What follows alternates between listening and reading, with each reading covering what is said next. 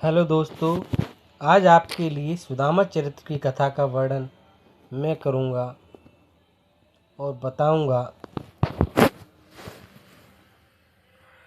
सुदामा चरित्र श्रीमद् भागवत गीता का एक महत्वपूर्ण प्रसंग है। सुदामा चरित्र आप सभी से विनम्र निवेदन है कि कथा की त्रुटियों पर ध्यान आकर्षित कराते रहें। सज्जनों, वह वाणी धन्य है जो भगवान का गुण का वर्णन करती रहे। वही हाथ सच्चा हाथ है जो भगवान की सेवा करता रहे। वही सच्चा मन है जो जड़ चेतन सभी में परमात्मा के दर्शन करता रहे। वही कान सच्चे हैं जो भगवान को पवित्र कथाओं का श्रवण करते रहें। तो जैसे कि राजा परीक्षित सुखदेव जी महाराज से कहते हैं, गुरुदेव वैसे तो भगवान अनंत नाम है, भगवान की अनंत नाम है, मुझे इनका एक नाम बहुत पसंद आया है। वह दीनबंधु महाराज, भगवान का यह नाम क्यों पड़ा? क्या भगवान कृष्ण ने किसी दीनहीन को भी अपना बंधु बनाया था? तो सुखदेव महाराज जी को सुदामा जी याद आ गए। मित्रों, राजा परीक्षित को कथा श्रवण कराते समय श्री शुक्राचार्य जी महाराज 2 बार समाधिस्थ हो गए थे। एक ब्रह्मा मोर लीला में, दूसरी बार सुदामा का प्रसंग आने पर। बचपन के दोनों मित्र गुरुकुल से विदा होने के बाद अलग अलग राह पर चल पड़े। एक मथुरा और उसके बाद द्वारकाधीश बन गया, दूसरा घर गृहस्थ बसा करके भगवान का परम भक्त बन गया।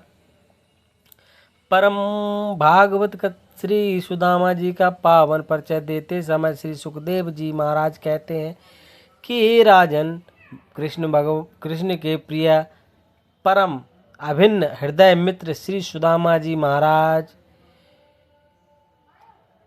श्री सुखदेव जी महाराज ने सुदामा के लिए इतने विशेषता के विशेषण गिना दिए कि मूल देना, परिचय देना ही भूल गए।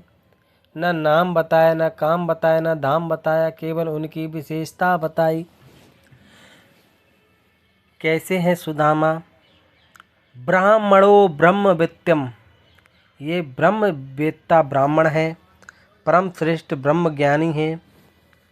इंद्रियों के विषयों से एकदम विरक्त रहने वाले ब्राह्मण हैं, जिनका चित्त कभी अशांत नहीं होता। ऐसे प्रशांत आत्मा है। इतने पर भी संतुष्टि नहीं हुई तो जितेंद्रिय, जिसकी इंद्रियां सर्वथा उसके वशीभूत हों, इतना सुंदर परिचय दे दिया। और जब पत्नी का परिचय दिया तो पति के विपरीत परिचय। सुशीला परम पतिव्रता थी तो थी, परंतु दरिद्र बहुत थी। बहुत ध्यान देने वाली बात है कि यहाँ पर सुदामा को दरिद्र नहीं कहा, फिर सुशीला को क्यों कहा? जब पति दरिद्र नहीं है तो पत्नी कैसे? पतिदेव डॉक्टर तो अनपढ़ पत्नी को डॉक्टर नहीं कहा जाता है, तो यहाँ सब पर विपरीत क्यों? मित्रों, भागवत जी का सूत्र है, दरिद्र तो यह सत्व संतुष्टता, जो असंतुष्ट रहता है वही दरिद्र है। सुदामा जी तो प्रत्येक परिस्थिति में संतुष्ट हैं। भोजन प्रसादित मिला तब भी और नहीं मिला तब भी, कुछ है तब भी, घर में फाके हैं तब भी। पर जो गृह लक्ष्मी होती है उसे आपकी चिंता होती है, बच्चों की भी होती है। सुशीला को घर की चिंता लगी रहती थी, घर की आवश्यकताओं से चिंतित रहती थी। दोनों का जीवन किसी तरह से चल रहा था। सुदामा जी का जीवन यापन का एकमात्र आसरा था खेतों में कटाई के बाद गिरे हुए दानों को बीनकर गुजारा करना। सुदामा ने कभी भिक्षा नहीं मांगी। ब्राह्मण दान लेता है पर भिक्षा नहीं मांगता। भिक्षा मांगने वाले के अंदर ब्राह्मणत्व नहीं रहता। सुदामा जी का नियम था सुबह से शाम तक हरि भजन करना, खेतों में जाकर शिलावृत्ति करना। एक बार कई दिनों तक घर में अन्न का एक दाना भी नहीं रहा। कभी जल पीकर, कभी कुछ प्राकृतिक फल खाकर गुजारा करा रहे थे। एक दिन रात्रि में सुदामा जी लेटे हैं और सुशीला उनके पैरों को दबा रही। और आज सुदामा जी ने अपनी और अपने बचपन के सखा की कथा अपनी पत्नी को बताने लगे। कहीं सुदामा, एक दिन कृष्ण हमारे मित्र करत रहत उपदेश दिया, ऐसो परम विचित्र। सुदामा जी अपनी पत्नी सुशीला से कहते हैं, प्रिय, जब हम बचपन में पढ़ते थे तो मेरी मित्रता एक राजकुमार से हुई। पहले तो मालूम नहीं था, लेकिन बाद में पता चला कि वे मेरे आराध्य देव हैं। वो इतने बड़े घर के राजकुमार और मैं एक गरीब ब्राह्मण, लेकिन उन्होंने मुझे कभी गरीब होने का एहसास नहीं होने दिया। गुरुजी जो भी कार्य करने के लिए कहते वे मेरे हिस्से का भी कार्य कर देते थे। तुम जानती हो, हम जिनकी सुबह शाम आराधना किया करते हैं वही जगदीश्वर आजकल द्वारकाधीश बन गए हैं।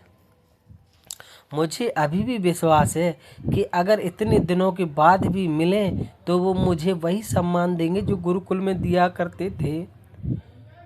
मुझे उनकी एक बात सदा याद रहती है, कुछ भी हो जाए, बिना भोजन कराए वो कभी चैन नहीं करते हैं।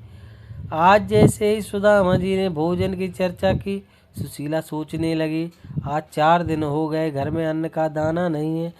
आज कल फल का भी मौसम नहीं चल रहा। बच्चे भूख से व्याकुल थे। किसी तरह पानी पिलाकर बहला फुसलाकर सुला देती थी। मैं भूखी रह सकती हूँ, पतिदेव और बच्चों को भूखा नहीं देख सकती। कुछ भी हो जाए, संसार मुझे दोष देता है तो दे दे, परंतु आज मैं पति को द्वारका जाने के लिए कहूँगी। सुशीला ने कहा, स्वामी, क्या आपको अपने बचपन के मित्र से मिलने की इच्छा नहीं होती? सुदामा ने कहा, सच बताऊं देवी, आज भी मुझे पूरे दिन सिर्फ उसकी याद आती है। सुशीला ने कहा, स्वामी तो जाइए, एक बार उनसे मिलकर आइए। सुदामा ने कहा, देवी, मैं प्रतिदिन जब पूजन पर बैठता हूँ तो आंखें बंद करके उनसे मिल लेता हूँ। इतना ही मिलन पर्याप्त है। सुशीला ने कहा, स्वामी, मैंने ऐसा सुना है द्वारकाधीश भगवान कृष्ण ब्राह्मणों के अनन्य भक्त हैं, ब्राह्मणों को बहुत सम्मान देते हैं और शरणागत वात्सल्य हैं। मेरी प्रार्थना है कि महाराज द्वारका के गए हरि दारिद्र हरेंगे। द्वारका जाने पर सारे दरिद्र को हर लेंगे। द्वारका के नाथ वे अनाथों के नाथ हैं। नाथ, जब आप जाओगे तो दस्यति द्रिविणम भूरि सीदते ते कुटुम्बनी। यदि आप मिलने जाओगे तो इतना धन देंगे कि हमारी समस्त दरिद्रता दूर हो जाएगी। सुदामा ने कहा, हे पगली, बचपन का मित्र, और जब आज इतने दिन बाद मिलने भी जाऊंगा तो क्या धन कमाने उनके पास जाऊंगा? दरिद्रता रोने जाऊंगा? देवी, एक बात जान लो, शास्त्रों में ब्राह्मण के 6 कर्म बताए गए। कौन कौन से? पढ़ना, पढ़ाना, यज्ञ करना, यज्ञ कराना, दान लेना और दान देना। ये भी ब्राह्मण के 6 कर्म हैं। हे देवी, मैं तो भगवान से यही प्रार्थना करता हूँ कि प्रभु मुझे कभी किसी के आगे हाथ फैलाना ना पड़े। मांगन गए सुमार गए, मरे सो मांगन जाए, उनते पहले वे मुए जिन मुख निकसत नहीं। हे देवी, संसार में सब कुछ प्रारब्ध से होता है, इसलिए मैं कुछ मांगने के लिए नहीं जाने वाला। सुशीला ने कहा, स्वामी, आप ये मत सोचना कि सुशीला अपने सुख के लिए कह रही है। मैं आपको उलाहना नहीं दे रही, वरन घर की वास्तविक स्थिति दिखाना चाहती थी। तो सुदामा ने कहा, देवी, जीव कर्म से उत्पन्न होता है, बढ़ता है तथा अपने कर्म से सुख दुख मरण को व्याप्त करता है। इसलिए देवी मैं धन की इच्छा से जाऊंगा नहीं। देवी संतोष करो, आज दुख है तो कल सुख होगा। अच्छा है, जितना दुख पड़ेगा उतना ही पूर्व जन्म का प्रारब्ध नष्ट होगा और इसी बहाने परमात्मा का ध्यान भी होता रहेगा। जब तक संतोष नहीं होगा तब तक सब धन व्यर्थ है। तो सुदामा जी सुशीला को समझाते हुए कहते, देवी संतोष से बढ़कर दूसरा कुछ नहीं है। हम संतोष हैं कि चाहे विधि राखी राम ताहि विधि रहिए।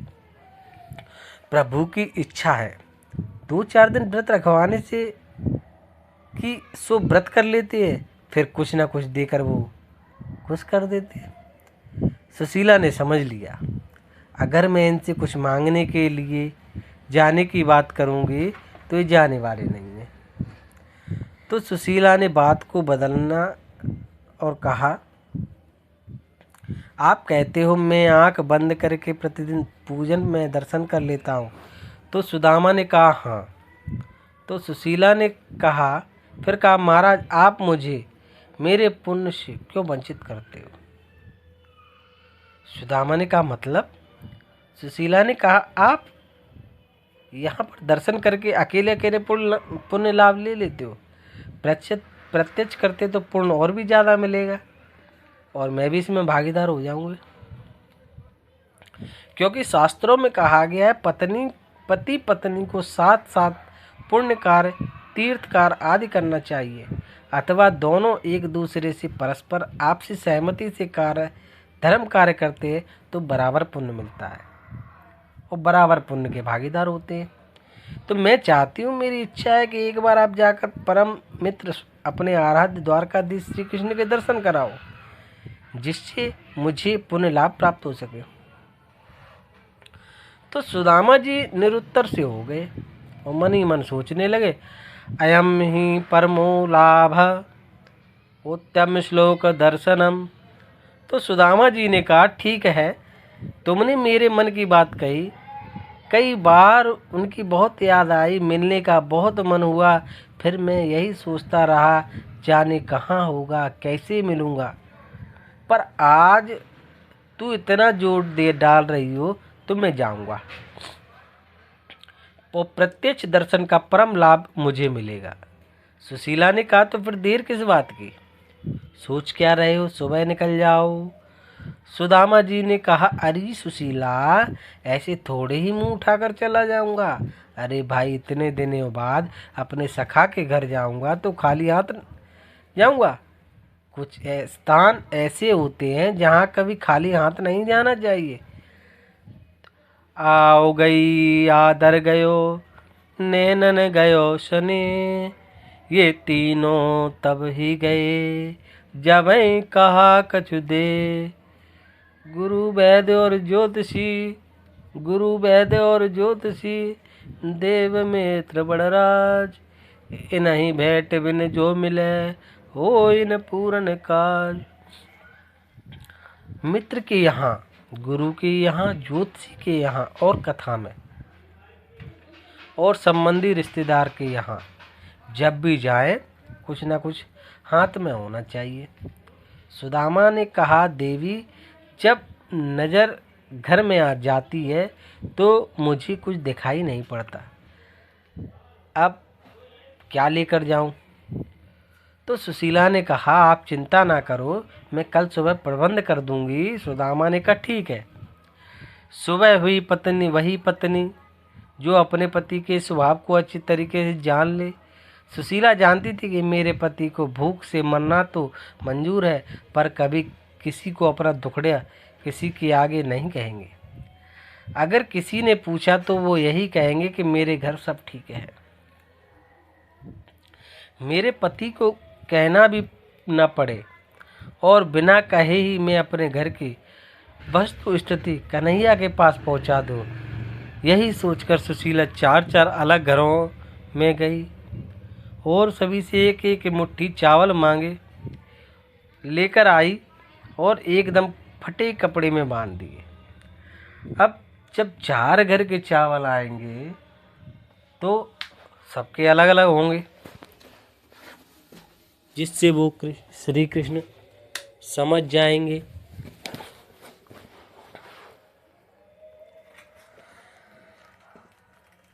तो मेरे मित्र के घर तो 4 मुट्ठी चावल भी नहीं है, तभी तो 4 मुट्ठी 4 तरह के कपड़े को देखकर कन्हैया को मेरी स्थिति समझने में और आसानी होगी। सुदामा जी को देखकर सुशीला ने कहा, स्वामी बस यही तुच्छ भेंट अपने सखा को प्रदान करना, और जब उनसे मिलना तो मेरा एक संदेश अवश्य कह देना।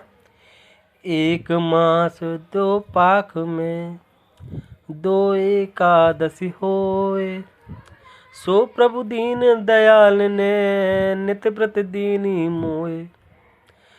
सुदामा जी ने आज प्रभु से मिलने के लिए घर से पहला कदम निकाला। सुदामा जी आज प्रभु से मिलने के लिए घर से पहला कदम निकालते हैं।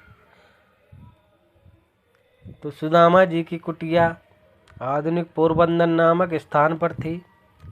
घर से एक कदम बढ़ाया। मित्रों, सुदामा जी के शरीर पर ध्यान देना। दुबला पतला शरीर है। अगर सामने 5 वर्ष का बच्चा खड़ा कर दिया जाए तो वह सुदामा जी की शरीर की हड्डियों को गिनकर बता सकता है। शरीर पर वस्त्र के नाम पर एक फटी पुरानी धोती, जिसे वे जबरन अपना शरीर ढके हुए हैं। हाथ में एक छड़ी और कांख में वही सुशीला जी का दिया हुआ भेंट। इस शरीर संरचना के साथ सुदामा जी कितना चल सकते हैं? आप कल्पना करिए, रास्ते की जानकारी नहीं जाना है, द्वारकापुरी रास्ता पकड़ लिया। मित्रों, ऐसी मान्यता है कि सुदामा जी पौष शुक्ल पक्ष की सप्तमी के दिन द्वारका के लिए प्रस्थान किए थे। वो अतिशय ठंड के कारण उनका शरीर कांप रहा था। 7 दिनों तक भूखे सुदामा 2 मील चलते चलते थक गए। वे सोचते जाते कि द्वारकानाथ के दर्शन होंगे भी या नहीं।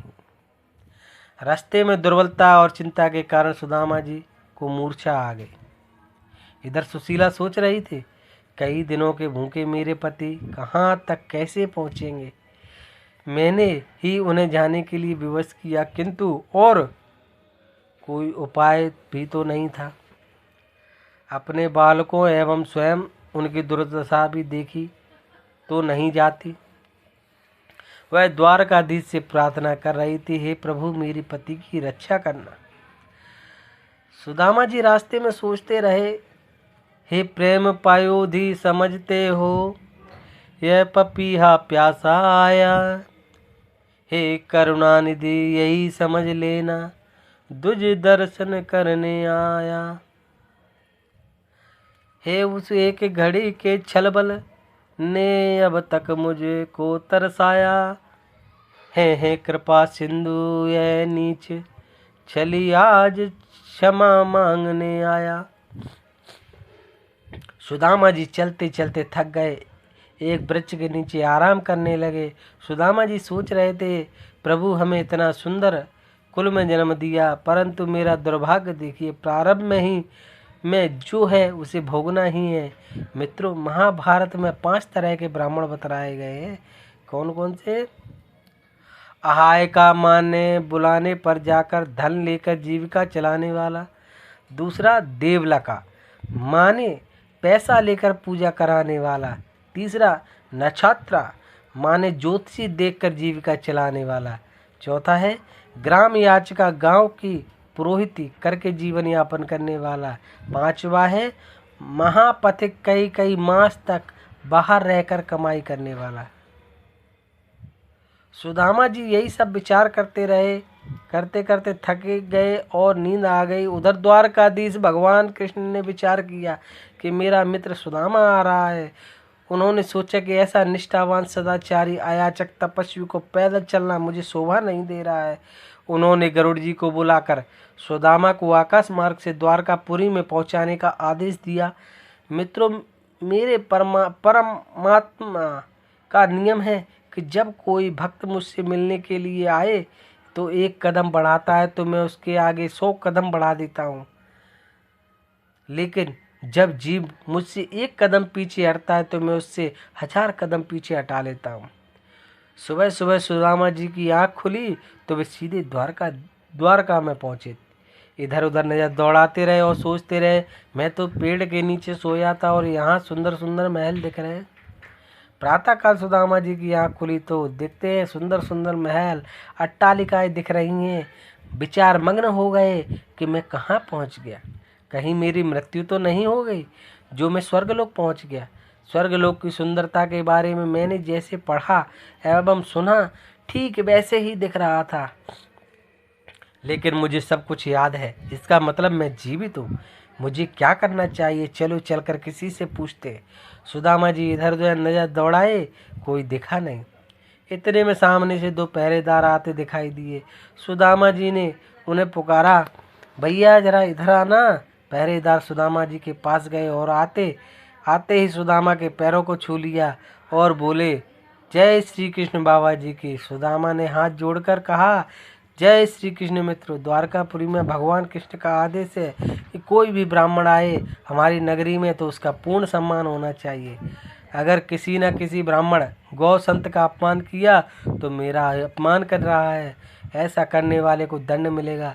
तो भगवान ने स्पष्ट कहा है, यह जग में अद्भुत प्रसंग है, मम द्विज एक विशेष अंग है।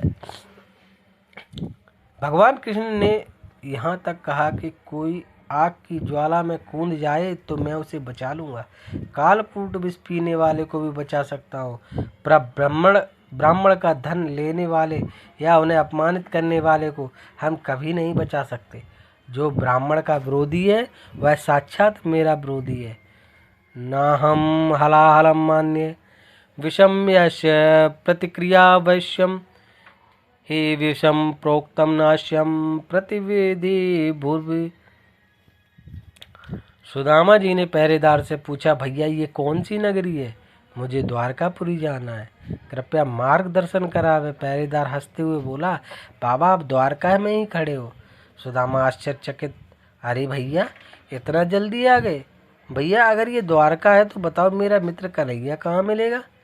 पहरेदार ने पूछा, कौन है? पूरा पता बताओ, मकान नंबर, गली नंबर, मोहल्ला नंबर। सुदामा जी घबराए, तो तू कन्हैया को नहीं जानता? अरे भैया ये तो हमारे बचपन की बात है जब हम उन्हें कन्हैया कहते थे। वैसे उनका नाम श्री कृष्ण चंद है और वे यहाँ के स्वामी हैं। तो पहरेदार नाम सुनते ही चौंक पड़े। तुम हमारे महाराज का नाम ले रहे हो? अरे बाबा उनका नाम लेने से पहले पता है कितने विशेषण लगाए जाते? सर्वेश्वर, सर्वत्र, स्वतंत्र, दीन बंधु, दीनानाथ, राज धीराज, गौ विप्रपालक, विश्वबंधु, द्वारकाधीश भगवान श्री कृष्ण बाबा। तुम न जाने ये कैसा विचित्र नाम बोल रहे हो, ये तो हमने पहली बार सुना है। सुदामा जी ने इतने लंबे चौड़े विशेषण सुनकर चक्कर में पड़ गए। भैया उसने इतना लंबा चौड़ा नाम रख लिया है? अच्छा, अगर आप जान गए हो तो मुझे बताइए उनका महल कहाँ है, वे कहाँ मिलेंगे? पहरेदार ने कहा, महाराज उनके बारे में क्या पूछना। अरे चले जाइए, बड़े बड़े विशाल भवन हैं, जितने तुम्हें दिख रहे हैं वो सब उन्हीं के हैं। मित्रों भागवत जी में तो वर्णन आता है कि पहरेदार से पता पूछकर सुदामा जी सीधे भगवान के अंतपुर रुक्मणी जी के महल में चले गए। पर संतों की मान्यता है कि प्रसिद्ध कवि नरोत्तम दास जी ने बड़ा सुंदर भाव सजाया है कि सुदामा जी के महल के दरवाजे पर पहुँचे, वहाँ पर 2 द्वारपाल खड़े थे। सुदामा जी उनके पास पहुँचे, कहा, भैया मुझे अपने मित्र और तुम्हारे महाराज से मिलना है, कृपया मुझे मिलवा दो। द्वारपालों ने मनी मन में सोचा, यह फटेयाल ब्राह्मण महाराज मित्र, भगवान की लीला भगवान जाने। द्वारपाल ने आश्चर्य से पूछा, आप हमारे महाराज के सखा हो? तो सुदामा जी ने कहा, हाँ बचपन के। द्वारपाल ने सोचा कि भगवान की लीला कुछ समझ में तो आती नहीं है, कब कौन किस रूप में चला आवे, देखने में तो नहीं लग रहा। टरका के दिखता हूँ, शायद कुछ लेने आया होगा, इन्हें कोषाधन से धन दिवाकर विदा कर देता हूँ, अगर नहीं मानेगा तो देखा जाएगा। द्वारपालों ने कहा, महाराज आप तो महाराज से मिल नहीं सकते, सुदामा ने कहा, क्यों? द्वारपालों ने कहा कि यह समय महाराज के विश्राम का है, परंतु आप चिंतित मत होइए। मेरे महाराज का आदि से कोई ब्राह्मण यति सन्यासी भिक्षु द्वार पर खाली हाथ नहीं आना चाहिए। आपको जिस वस्तु की आशंका हो, आकांक्षा हो, आप वो निसंकोच कहिए, मैं आपको दिला दूंगा। तो सुदामा जी ने कहा, भैया, ना ही धन धाम लोक लाज, कुल लाज नहीं जाए, ना ही अभिलाषा कोई आस, ना अधूरी जाए, ना अधूरी है। सिर्फ एक अभिलाषा मन में शेष है रही, कृष्ण कन्हैया से मिलना जरूरी है। द्वारपालों ने देखा ब्राह्मण देवता मान नहीं रहे हैं, तो कहा, बाबा आप यहीं ठहरो, हम जाकर अंदर वस्तु स्थिति देखते हैं। यदि महाराज शयनगार में नहीं होंगे तो मैं उनसे आपकी बात पहुंचा दूंगा और मिलवा दूंगा आपको। बाबा ने अपना नाम बता दिया।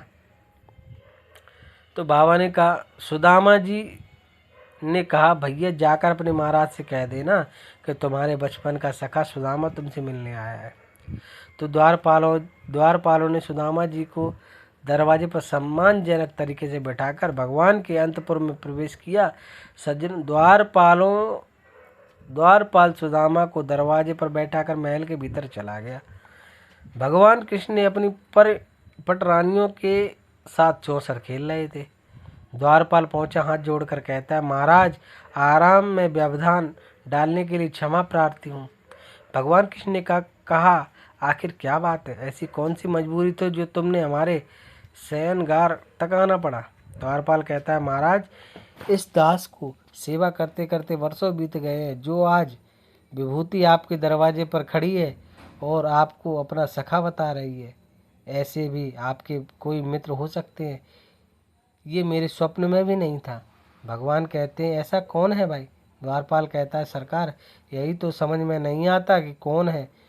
शीस पगाना जगा तन में, प्रभु जाने को आई, बस के ही ग्रामा धोती, फटी सी लटी दुपटी अरुपाई, ओ पाने की नहीं समा द्वार, खड़े हो द्विज दुर्बल एक रहो, ताकि सो वसुधा विरामा, पूछत दीन दयाल को धाम, बतावत अपनो नाम सुदामा। द्वारपाल कहता है, महाराज आपके दरवाजे पर एक ऐसा विचित्र व्यक्ति आया है जिसके सिर पर ना तो पगड़ी है, ना ही तन पे वस्त्र है, और एक धोती जरूर पहने हुए, पता नहीं उसने धोती पहना है या धोती ने उसे पहना है। धोती इतनी फटी है कि जबरन उसे लाज को छुपाया है। महाराज पैर भी एकदम खाली है। वह कहाँ से आया है पता है आपको? उसके शरीर की संरचना ऐसी है कि एक बालक उसके शरीर की हड्डियों को गिनती कर सकता है। जनेऊ एवं चंदन ब्राह्मण होने की तरफ इशारा कर रहा है। वह एकदम व्यवस्थित दिख रहा है, बार बार एक ही शब्द बोल रहा है, मुझे मेरे मित्र से मिला दो। भगवान के सचेत हो गए। अरे द्वारपाल, उससे नाम नहीं पूछा? महाराज वह अपना नाम सुदामा बता रहा है। तो द्वारपाल के मुख से सुशब्द निकला था, दामा। निकलने के पहले भगवान कृष्ण चौसर पर से कूद पड़े, रानी के पैर लगा, पीताम्बर कहीं गिरा, नंगे पैर दरवाजे की तरफ भागे। मेरे परमात्मा का नियम है कि जब भी वे अपने भक्त से मिलने जाते हैं तो नंगे पैर जाते हैं। चाहे विदुर के घर जाना हो, चाहे सबरी से मिलने गए, और आज सुदामा से मिलने के लिए जा रहे हैं। भगवान दोनों भुजाएं फैलाते हुए सुदामा पुकारते दरवाजे को भागते चले गए। सारी सभा सावधान हो गई। ऐसा कौन सा भाग्यशाली दरवाजे पर आया है जिसके नाम पर इतने उतावले आतुर होकर गोविंद जी आ रहे हैं। भगवान दोनों भुजाएं फैलाते हुए सुदामा सुदामा पुकारते दरवाजे को भागते चले गए। सारी सभा सावधान हो गई। ऐसा कौन भाग्यशाली दरवाजे पर आया है जिसके नाम पर इतने उतावले और आतुर होकर गोविंद जा रहे हैं। अरे इस दरबार में ब्रह्मादिक देवताओं को भी आते देखा है, पर आज तक जो आए हैं उन्होंने अपना सिर झुकाया है, मुकुट नवाया है, पर इतनी आतुरता से भगवान में कभी दिखाई नहीं दी। रुक्मणी आदि रानियां, उद्धव जी सभी सभासद पीछे पीछे भगवान दौड़ते दौड़ते, गिरते गिरते 7 दंडयावती पार करके दरवाजे पर पहुंच जाते हैं। इधर दरवाजे पर खड़े खड़े सुदामा जी अनेक प्रकार से संकल्प विकल्प में गोता लगा रहे हैं कि न जाने पाएगा या नहीं, उसे याद भी होगा कि नहीं, नाम स्मरण होगा कि नहीं। अनेक प्रकार के संकल्प चल रहे हैं। भगवान ने दरवाजे पर खड़े सुदामा को देखा और लपक कर दौड़कर भुजा पास में लेकर हृदय से लगा लिया। तो ऐसे हैं हमारे द्वारकाधीश। सुदामा जी को गले लगा जैसे आनंद के सरोवर में सारा बोर हो गए हों। दोनों मित्र एक दूसरे के गले लग रहे हैं। दोनों इतने आनंद विभोर हैं कि दोनों के नेत्र सजल हो उठे, दोनों के कंठावरुद्ध हो गए। अत्यंत प्रेम की अधिकता में कोई किसी से कुछ बोल नहीं पा रहा। भगवान सुदामा को गोद में उठाकर महल की तरफ ले जाने लगे। सुदामा बार बार कहते हैं, मित्र मुझे छोड़ दो, मित्र मुझे छोड़ दो, मैं अपने से चलता हूँ। पर कन्हैया कहते, बाबा जब तक भागना था भाग लिया, जब जीव मेरे पास आ जाता है तब वह चाहे भी तो हम नहीं छोड़ते। धीरे धीरे भगवान कृष्ण सुदामा को लेकर महल में गए। सभी सदासद आश्चर्य होकर रह गए कि यही वही विभूति है जिसके स्वागत के लिए सरकार स्वयं गए। सुदामा जी को ले जाकर भगवान कृष्ण ने अपने सिंहासन पर आसीन किया है और स्वयं आप जमीन पर सुदामा जी के चरणों के पास बैठ गए। भगवान कृष्ण सुदामा को अपने आंखों में भरकर महल में ले जा रहे हैं और अपने सिंहासन पर बिठाकर स्वयं उनके चरणों पर बैठ गए। बोलो श्री कृष्ण भगवान की जय। सुदामा जी बार बार विरोध करते, महाराज मैं इस पर नहीं बैठ सकता, परंतु प्रभु बार बार सुदामा जी को बैठा देते हैं। मित्रों, सुदामा का त्याग सर्वश्रेष्ठ है। वह विपरीत परिस्थिति में भी अपने आदर्श को नहीं छोड़ते। ब्राह्मण अवतार तप करने के लिए है, विलास के लिए नहीं। भगवान नहीं चाहते हैं कि ब्राह्मण विलासी हो जाए, और वैश्य और क्षत्रिय का विलास तो क्षम्य है, किंतु ब्राह्मण का विलास अक्षम्य है। यदि अनंत काल तक ब्राह्मण पवित्र रहे, विलास की कामना न करे, तो भगवान उसे सुदामा जैसे दिव्य आनंद प्रदान करते हैं। पहली बात तो मनुष्य तन से दुर्लभ होता है, मिल भी गया तो ब्राह्मण होना माने परमात्मा का सबसे प्रिय होना। ब्राह्मण होकर जो नियम धर्म का त्याग करता है, उससे बड़ा निकृष्ट कौन हो सकता है। सुदामा की मन की स्थिति भगवान के समझ में आ गई और कहा, बाबा तुम तो जानते हो जब मैंने कोई हट कर लिया तो मैं मानने वाला नहीं हूँ। अब तक बहुत त्याग कर लिया और उसी का पुण्य है कि तुम आज मेरे सन्मुख हो। अब तो तुम्हें बैठना ही पड़ेगा। सुदामा जी बैठ गए। भगवान सुदामा के पैरों को उठा लिया और अपने पीताम्बर से साफ करने लगे। धूल ही धूल लगी है पैरों में। रुक्मणी आश्चर्यचकित आंखों से देख रही हैं, आखिर ये कौन है। रुक्मणी के भावों को प्रभु जान गए और कहते हैं, देवी जल्दी पानी लाओ, मुझे ब्राह्मण देवताओं के पैर धोना है। रुक्मणी जी पानी लाने को उधर प्रभु अपने पीताम्बर से सुदामा के पैरों की धूल को साफ कर रहे हैं। जैसे ही हाथ तलवे में लगाया, सुदामा जी उछल पड़े। भगवान ने कहा, क्या हुआ सुदामा। तो सुदामा ने कहा, कुछ नहीं भैया। भगवान ने जैसे सुदामा के पैरों को उठाया और तलवों को देखा तो अनगिनत कांटे चुभे हुए हैं, जिनकी कोई सीमा या कोई गिनती नहीं। सारे सारे सारे पैर में धूल जम लगी हुई है और तलवों में फफोले पड़े हुए हैं। उनमें से कितने फफोले फूट गए, जिनमें छोटे छोटे धूल मिट्टी के कण अंदर भर गए। ऐसे कंटक विरुद्ध पैरों को प्रभु ने देखा तो जब तक रुक्मणी पानी लेकर आती हैं तब तक प्रभु की आंखों से इतना अश्रु बहा कि सुदामा के दोनों चरणों प्रभु ने धो दिए। ऐसे बिहाल बेवाइन सो पग कंटक जाल लगे, पुनि जोए हाय महा दुख पायो सखा तुम आए।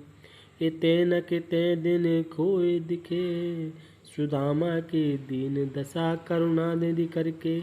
करुणा निधि रोए परात को, हाथ छुए नहीं नैनन के जल पग धोए। तो प्रतिकाष्ठा पराकाष्ठा आज भगवान अपने भक्त के कष्ट को देखकर इतना अश्रुपात हुआ कि सुदामा के दोनों पैर भगवान के अश्रुओं से धुल गए। समस्त पटरानियां सभासद सबके सामने हक्के बक्के खड़े हैं।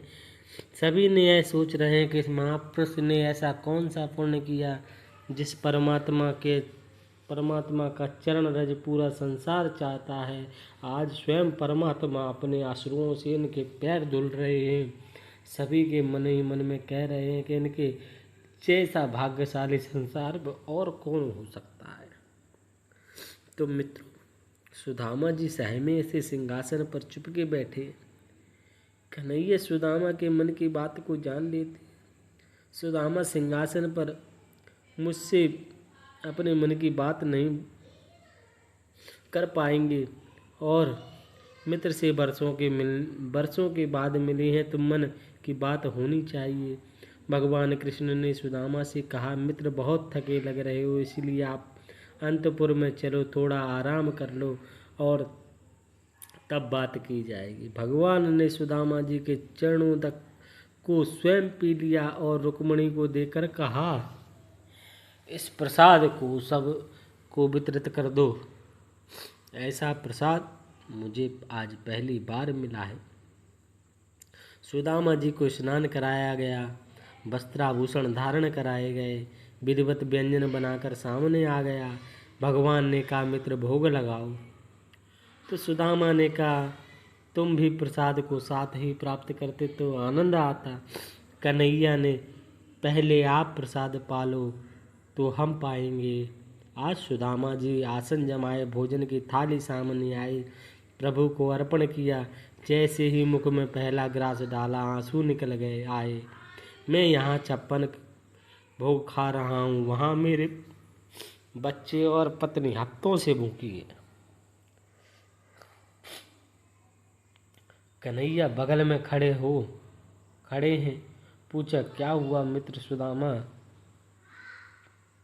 कुछ नहीं। सुदामा ने किसी तरह से अपने आप को संभाला और भोजन किया। सुदामा जी ने भोजन किया और भगवान श्री कृष्ण ने सुदामा जी को रुक्मिणी के एकांतरित कक्ष में लेकर गए। अपने सुकोमल सैया पर सुदामा जी को आराम कराया। सुदामा जी को ऐसा लगा कि जैसे क्षीर सिंधु में आप गाहन कर रहे हों। आनंद विभोर हो गए, मन प्रसन्न हो गया। मन ही मन इतना भगवान के इस अलौकिक प्रेम की सराहना कर रहे हैं। वाह मित्र, इतना वैभव प्राप्त करने के बाद तुम्हारे व्यवहार में कोई परिवर्तन नहीं हुआ। सुदामा जी ने जब सैया पर लेट गए तो कन्हैया स्वयं उनके पैर दबाने लगे। सुदामा बारंबार रोकते हैं, पर मेरे गोविंद कहाँ मानने वाले हैं। रुक्मिणी ने देखा कि मेरे स्वामी चरण सेवा कर रहे हैं, तो मुझे भी इन महापुरुष की कुछ सेवा करनी चाहिए। सो तुरंत एक पंखा लेकर आई और एक किनारे खड़ी होकर हवा करने लगी। देवी पर परिचरत साक्षात चरत मर व्यंजनेन वे। वाह देखिए सुदामा जी के भाग्य। संसार का सबसे भाग्यशाली व्यक्ति, स्वर्ग के देवता भी आज इस दृश्य को देखकर सुदामा के भाग्य की सराहना करते रहे। जिनके पैर स्वयं नारायण दबा रहे हों और लक्ष्मी जी पंखा जल रही हों, तो कितना भाग्यशाली होगा। तो भगवान कहते हैं कि मैं भी आज सेवा करने के लिए तैयार हूँ, पर कोई सुदामा जैसा बनकर तो दिखाए। तो 11वें स्कंद में भगवान उद्धव जी कहते हैं कि भगवान तो उसकी चरण रज में स्नान करने को तैयार हैं, जो कोई निरपेक्ष बनकर तो देखे। हमारी तो न जाने कितनी अपेक्षाएं हर व्यक्ति से, जो हमसे जुड़ा है उससे हमने अपेक्षा की है कि इससे हमारा काम हो सकता है, वो काम हो सकता है, ये फ़ायदा ले सकता हूँ, वो फ़ायदा ले सकता हूँ। हम भगवान के मंदिर में जाते तो घर से निकलते वक्त यही सोचते कि भगवान से क्या मांगना है। बहुत सारी अपेक्षा पाल रखी हैं हम, परंतु एक बात तय है कि अगर हम किसी से कोई अपेक्षा ना रखें, यहाँ तक कि परमात्मा से भी कुछ न मांगें, तो निश्चय ही प्रभु हमारे लिए जो उपयुक्त होगा वो जरूर करेंगे। हमें उन पर पूर्ण विश्वास होना चाहिए कि भगवान कहते हैं कि अगर कोई निरपेक्ष बनता है तो मैं उसकी चरण रज में भी स्नान करके अपने आप को पवित्र करता हूँ। तो सुदामा की सेवा करते करते अचानक कन्हैया ने कहा, मित्र, बचपन के बाद आज मिले, पहले ये बताओ विवाह हुआ कि नहीं। देखिए, भगवान चाहते हैं कि हम दोनों बचपन से उसी अवस्था में पहुंच जाएं जहां खूब हास्य परिहार होता था। जब दो मित्र मिलते हैं तो हास्य होता है और परिहास भी होता है, सुख की चर्चा होती है, दुख की चर्चा होती है। भगवान ने पहला प्रश्न किया, तुमने विवाह किया या नहीं, क्योंकि तुम बचपन में शादी के नाम से बहुत भागते थे, बाबा बैरागी बनना चाहते थे। तो सुदामा ने कहा, कन्हैया, तुम बचपन में भी बार बार शादी की बात करते थे और आज भी वही। कन्हैया ने कहा, बात न बदलो, बताओ विवाह हुआ कि नहीं हुआ। तो सुदामा ने कहा, हाँ मित्र, विवाह न चाहते हुए भी करना पड़ा। तुम्हारी भाभी का नाम सुशीला है, भैया जैसा उनका नाम है वैसा ही उनका काम है। मेरे सर्वथा अनुकूल रहती हैं और पत्नी वही कही जा सकती है जो कार्यदासी रतोरंभा भोजने जननी समा विपुत्सु मत्रिणी भ्रतु साचा भार्या। पतिव्रता मित्र मेरे अनुकूल पत्नी मिली है। कन्हैया ने चुटकी ली, मित्र विवाह कर लिया, निमंत्रण भी नहीं दिया, कोई बात नहीं। तो सुदामा ने कहा, मित्र एक सच्ची बात कहूँ, तुम्हारी भाभी ने मुझे यहाँ भेजा है।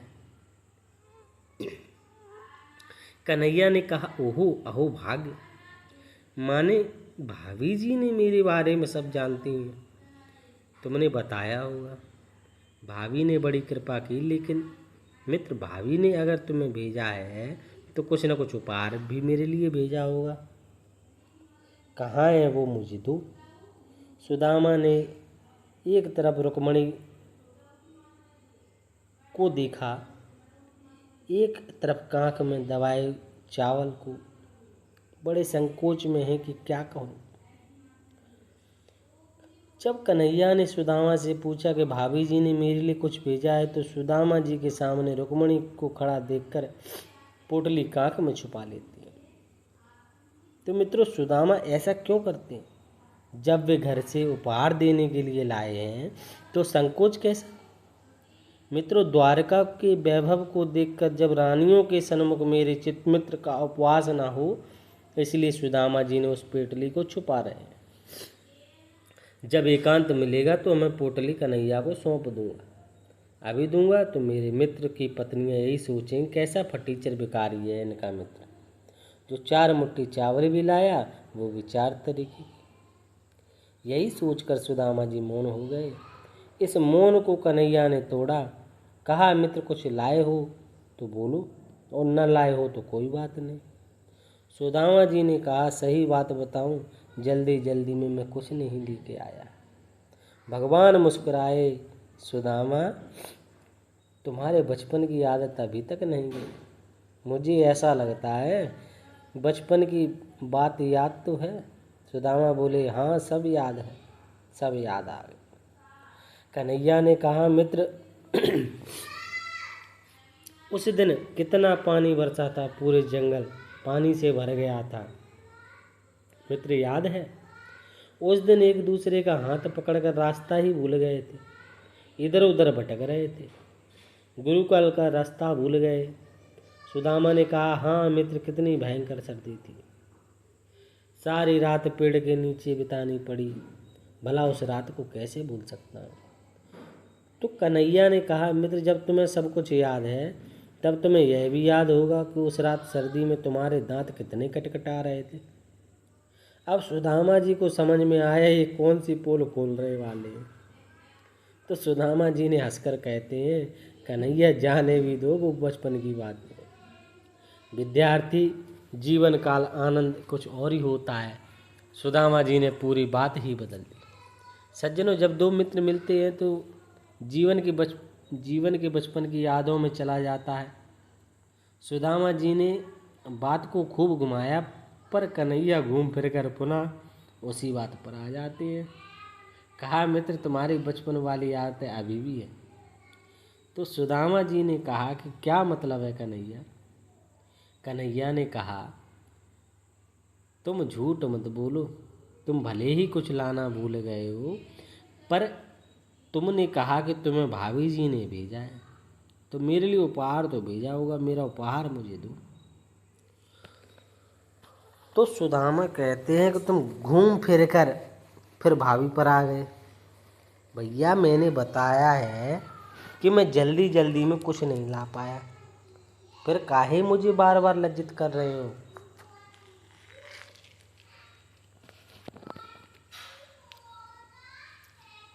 फिर काहे मुझे बार बार लज्जित कर रहे हो। भगवान ने कहा, अच्छा लगता है तुम मेरा स्वभाव भूल गए।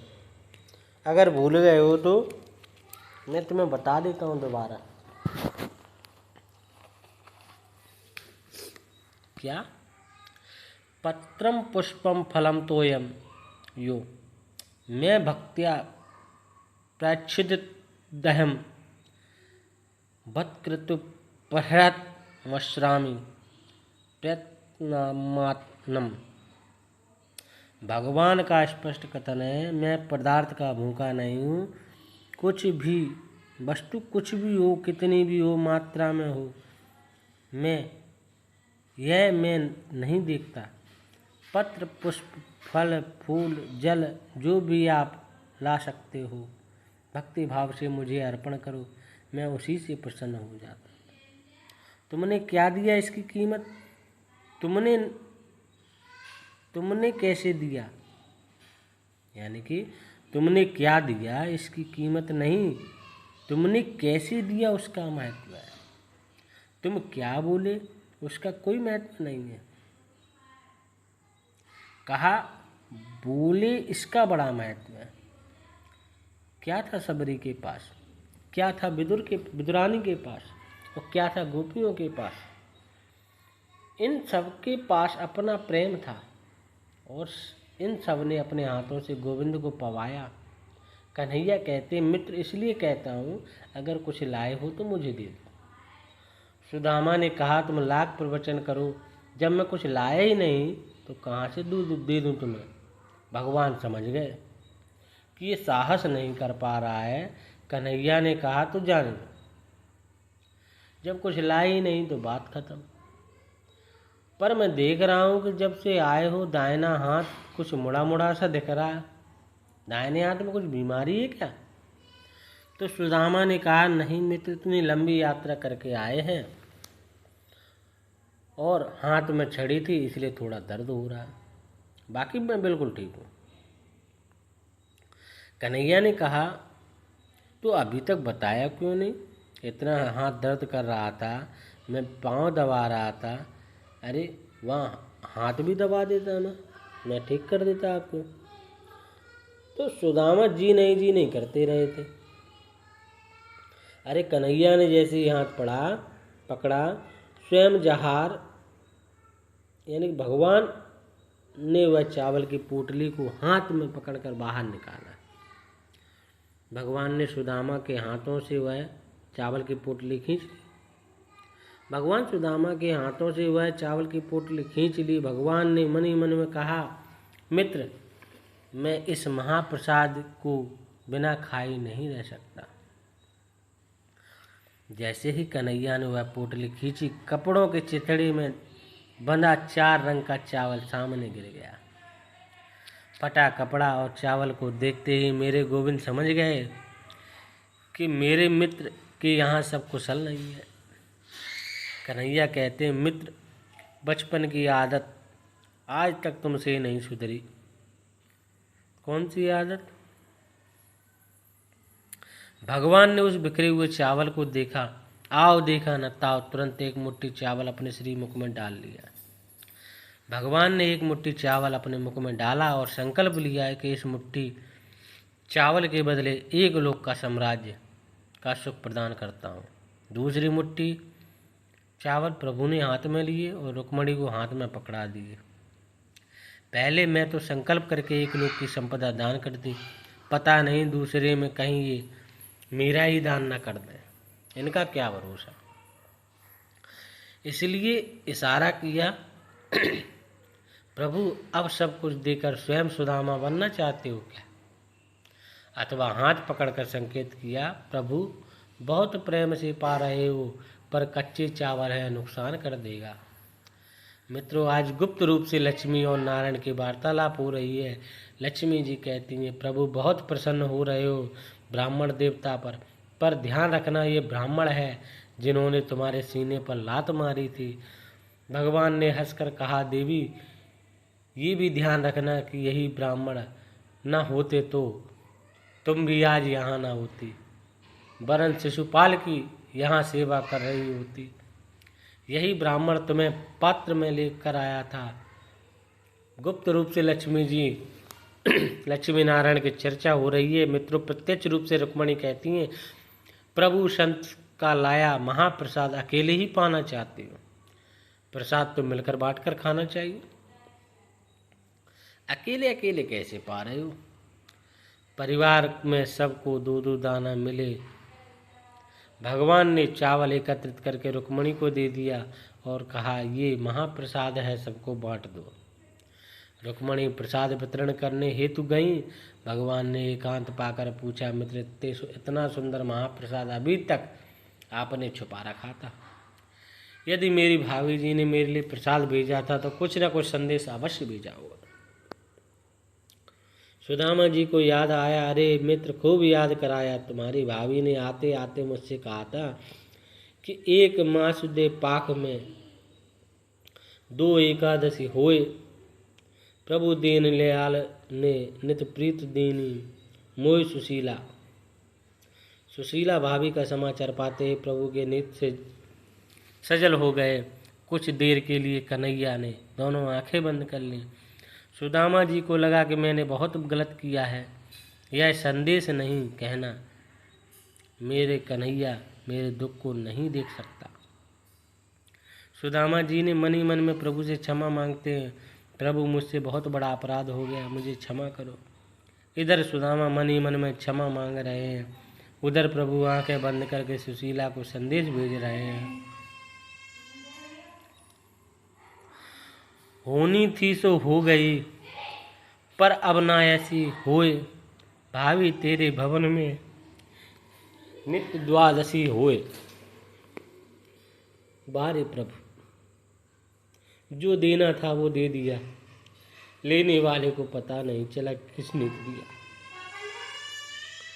तुम्हें देते नहीं देखा, परंतु झोली भरी देखी। भगवान ने सुदामा को सब कुछ दे दिया, परंतु सुदामा को पता ही नहीं। भगवान देना सिखाते हैं। मित्रों, एक कवि हुए जिनका नाम रहीम दास था। जब वे दान करते थे तो नीचे सर को झुका लेते थे। किसी ने उनसे पूछा कि अपना सिर नीचे क्यों कर लेते हो? तो रहीम दास जी कहते, देनहार कोई और है, भेजत है दिन रैन, लोग भरम हम पर करें, याते नीच नैन। मित्रों, देने वाला तो परमात्मा है, दाता एक राम, भिखारी सारी दुनिया भिखारी है। कोई बड़ा भिखारी, कोई छोटा भिखारी, मांगते तो सब उसी परमात्मा से है। भगवान ने यदि किसी को बहुत ज़्यादा दिया है तो इसीलिए दिया है कि तुम दाता बन जाओ। अगर भगवान ने अधिक धन अधिक ज्ञान दिया है तो उसका सदुपयोग करो। राजा उसी मंत्री को बनाता है जो योग्य हो। आप भगवान के मंत्री हो, जिम्मेदारी से निभाओ, नहीं तो बर्खास्त कर दिए जाओगे। जब हम परमात्मा की दी हुई संपत्ति को अपना मानकर देने से गर्व करने लगते हैं, मैंने इतना दान दिया, तो भगवान को हंसी आने लगती है। देखो मेरी ही वस्तु पर कितनी अकड़ दिखा रहा है। कभी कभी भगवान को चढ़ावा चढ़ाते समय अहंकार करते, देखो प्रभु मैंने आपको इतने सारा दान दिया, मानो भगवान पर एहसान कर रहे हो। तो दोस्तों आप लोग इस कहानी को पूरा सुने, बहुत ही रोचक है, बहुत ही भगवान के प्रति श्रद्धा भाव बनाए रखें आप लोग। तो भगवान जिसे देते हो उसे पता नहीं चलता किसने दिया। सुदामा जी ने प्रसंग बदल दिया। अरे कन्हैया तुम अपना कुछ बताओ, जब से मैं आया हूँ मेरे ही पूछे जा रहे हो, कुछ अपनी भी बता दो। तो कन्हैया ने कहा पूछो। सुदामा ने कहा वैसे भी बिना पूछे तो कुछ बताने वाला तो है नहीं।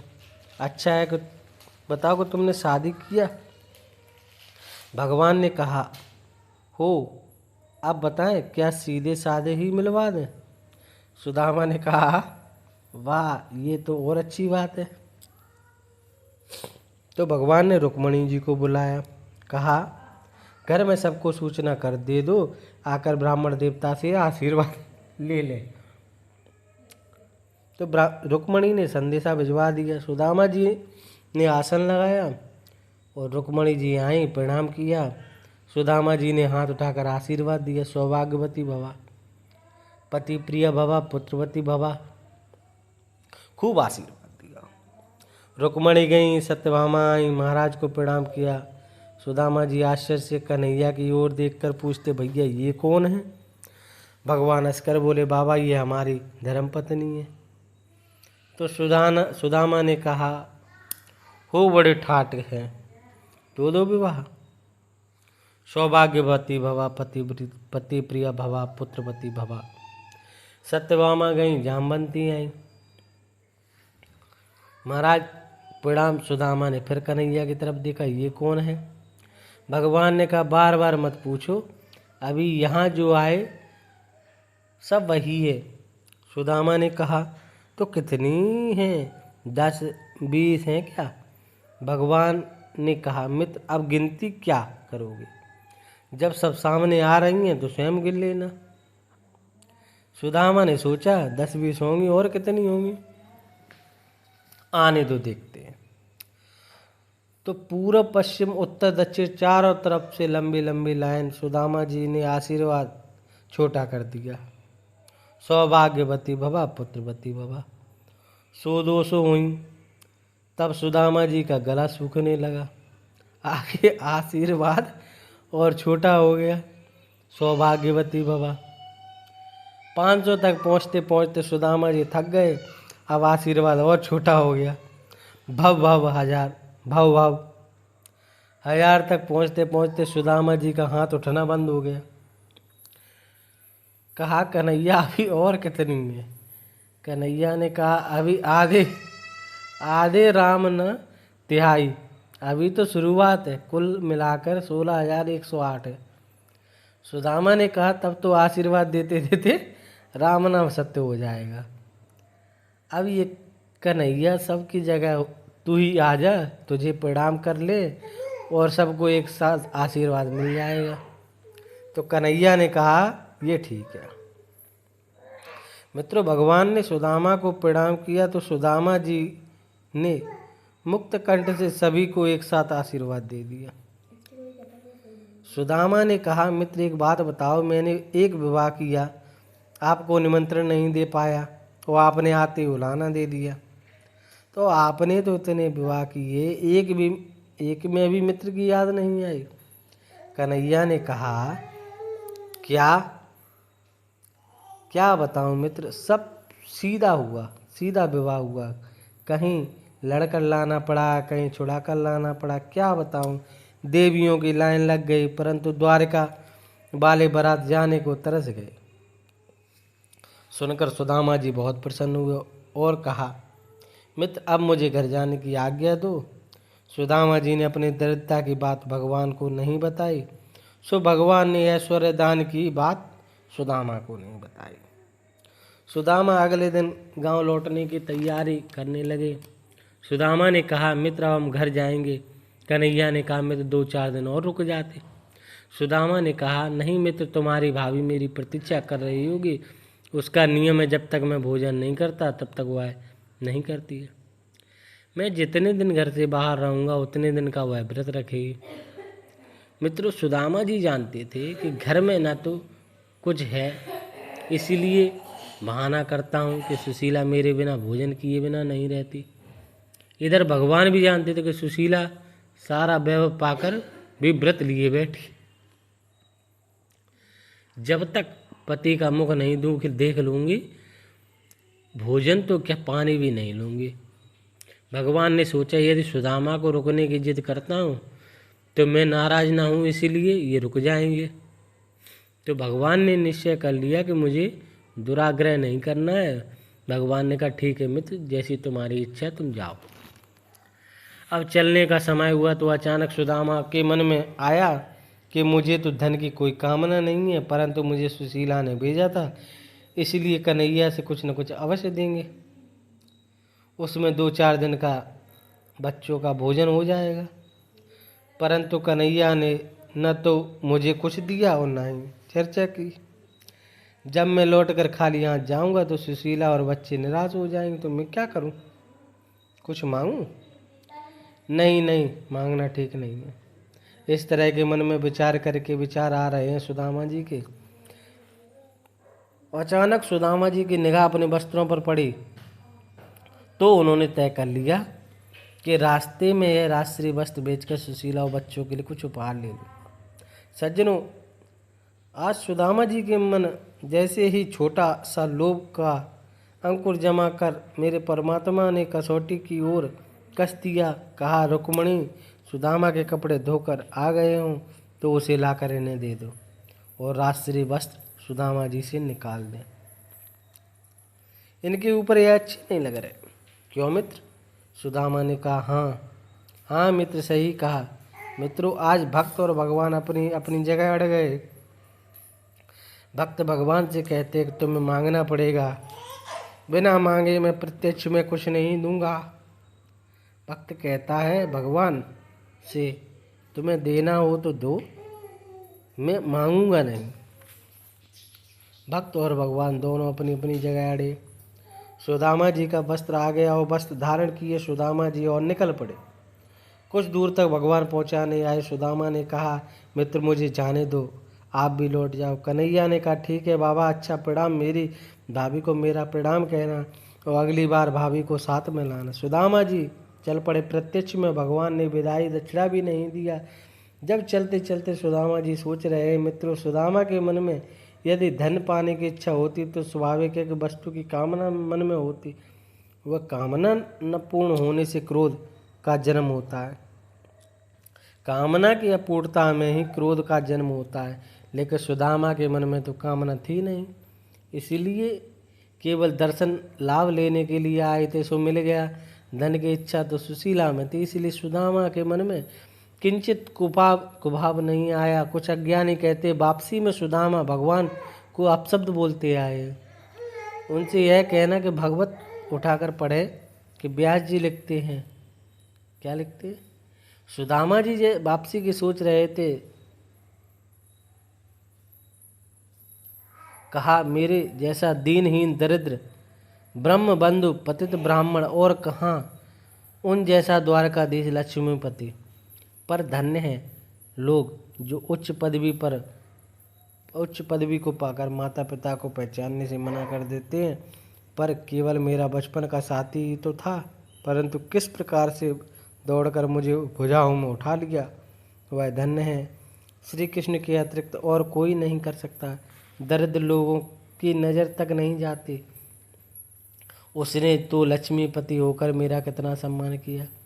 मैं यह भी नहीं जानता कि उन्होंने मुझे धन क्यों नहीं दिया। रास्ते में सुदामा जी भगवान को सद्व्यवहार स्मरण करते हुए चले जा रहे हैं, विचार करते कि मुझे मालूम है भगवान ने मुझे धन क्यों नहीं दिया। किसी को जल्दी धन नहीं देते क्योंकि उन्हें पता है जब किसी निर्धन को बहुत सारी संपत्ति मिल जाती है तो उसकी उसकी बुद्धि खराब हो जाती है, वह मादांत हो जाता है और विषयों में भटक जाता है। सुदामा जी सोचते शायद यही कारण रहा होगा जो गोविंद ने मुझे धन नहीं दिया और मैं धन लेकर क्या करूँगा भी क्या। मुझ पर तो मेरे गोविंद की कृपा बनी रहे, यही मेरे लिए बहुत कुछ है। यही सोचते सोचते सुदामा जी घर पहुंच गए। अब घर तो आ गए पर उन्हें अपनी झोपड़ी कहीं नहीं दिख रही है। झोपड़ी की जगह बड़े बड़े महल दिखाई दे रहे हैं। सुदामा आश्चर्यचकित, कहीं मैं दूसरी जगह तो नहीं आ गया। मुझे तो यही लग रहा है कि मैं पुनः द्वारकाधीश पहुंच गया, लेकिन यह कैसे हो सकता है। सुदामा जी भवन के चक्कर काट रहे हैं। कुटिया कहाँ गई मेरी, कुटिया कहाँ गई मेरी, पर धर्मपत्नी सुशीला और बच्चे मेरे कहाँ गए। अब मैं उन्हें कहाँ खोजूं। कब तक सेवकों की नज़र सुदामा जी पर पड़ी और देखा कि सुदामा जी पूरी तरह दिग्भ्रमित हैं। अगर मैं सीधा उनके पास जाता हूँ तो सुदामा जी सोचेंगे अचानक ये नौकर मेरे यहाँ कहाँ से आ गए। उन्होंने सोचा चलकर सुशीला की खबर करता हूँ। सेवकों ने सुशीला को सूचना दी, माता जी दरवाजे पर एक पंडित जी काफ़ी देर से चक्कर लगा रहे हैं, मुझे दिग्भ्रमित से लगते हैं। सुशीला जी ने खिड़की से झाँक कर देखा और देखते ही प्रसन्नता से उछल पड़े। अरे चलो चलो, स्वागत की तैयारी करो, मेरे स्वामी आए हैं। सुशीला ने सज धज कर 16 श्रृंगार करके आरती की थाली सजाकर सुदामा जी की अगवानी के लिए चली गई। सुशीला के साथ में सेवक सेविका सुदामा महाराज की जय, सुदामा महाराज की जय उद्घोष करते हुए चले। सुदामा जी ने जब अपने नाम की जय जयकार सुनी तो वह घबरा गए। मुझे लगता है मैं द्वारका गया और इधर किसी सुदामा नाम के राजा ने मेरी झोपड़ी उजाड़ कर अपना महल बना दिया। पर ये देवी कौन है। सुदामा जी जाकर एक कोने में खड़े हो गए। अचानक सुशीला सुदामा जी के सामने खड़ी होकर आरती की थाल घुमाने लगी। सुदामा जी ने पूछा, देवी तुम कौन हो और मेरी आरती क्यों कर रही है। सुशीला ने कहा, वाह महाराज, मित्र से मिलकर पत्नी को भूल गए। जैसे ही सुदामा के कान में सुशीला के शब्द पड़े और अपनी नज़र उनके मुखमंडल पर डाली, सुदामा आश्चर्यचकित, अरे सुशीला तुम्हारे पास इतनी सुंदर साड़ी, गहने कहाँ से आए, ये महल नौकर चाकर सब कैसे। तो देखिए हमारे प्रभु की लीला किस तरीके से लीलाएं करते हैं। दोस्तों आप लोग कहानी पूरी सुने, कहानी बहुत बड़ी है, रोचक है और आपको बहुत अच्छी लगेगी कि भगवान की ऐसी दृष्टि पड़ती है। जो भगवान की तरफ एक कदम चलता है भगवान उसके ओर 100 कदम चलते हैं, और जो भक्त भगवान से एक कदम पीछे हटता है तो भगवान 1000 कदम पीछे हट जाते हैं। तो आप कहानी को सुनिए। सुशीला हंसने लगी, वाह महाराज, तुम्हारे मित्र ने तुम्हें कुछ बताया नहीं, ये सब चमत्कार तुम्हारे मित्र द्वारकाधीश ने किया है। अब सुदामा जी के समझ में आ गया, अरे सुशीला, मेरा कन्हैया वास्तव में घनश्याम है। आकाश के मेघ का नाम भी तो घनश्याम है। दोनों अपनी कृपा से बरसाते हैं रहते हैं, पर ये कभी नहीं सोचते कि जो मैं कृपा कर रहा हूँ वह कोई जाने। प्रशंसा के लिए उनकी कृपा नहीं मिलती। मित्रों, भगवान की कृपा दृष्टि हो रही है। जो आत्म समीक्षक है वह तो जान लेते हैं पर अज्ञान की तंद्रा में सोए हुए जीव उसकी कृपा दृष्टि का अनुभव नहीं कर पाते। मित्रों, मांगों का कोई अंत नहीं होता है, इच्छाओं का कोई अंत नहीं होता है। अगर बनना है तो हम सुदामा की तरह बने। सीखना है तो सुदामा जी से सीखो। पहले कुछ नहीं था तब भी प्रसन्न थे, वो आज सब कुछ है तब भी परमात्मा की कृपा का अनुभव। द्वारकापुरी के समान सुदामापुरी प्रदान करके भगवान ने सुदामा को श्रेष्ठता में सिद्ध कर दिया और अपनी दीनबंधुता के सार्थक कर दी। बोलिए भक्त और भगवान की जय। तो आप लोगों ने सुदामा चरित्र का श्रवण किया। ऐसे ही आप लोगों को और